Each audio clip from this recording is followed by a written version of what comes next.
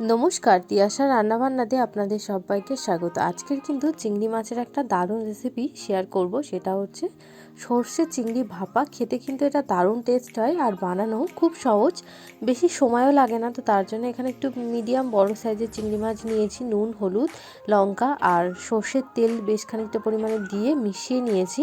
তারপর এখানে দিয়ে দিলাম সর্ষের গুঁড়োটা পাওয়া যায় কিনতে, ওটাকেই কিন্তু আমি জলে দিয়ে ভিজিয়ে রেখেছিলাম 10 মিনিট মতন। তো সেটা তারপরে চিংড়ি মাছটার মধ্যে দিয়ে দিলাম, দিয়ে কিন্তু এটাকে আমি প্রায় 1 ঘন্টা মতন একটুখানি রেস্টে রেখে দেবো। তাহলে কিন্তু এই যে সর্ষেটা আছে এটা কিন্তু চিংড়ি মাছের সাথে খুব ভালো মতন করে মিশে যায়।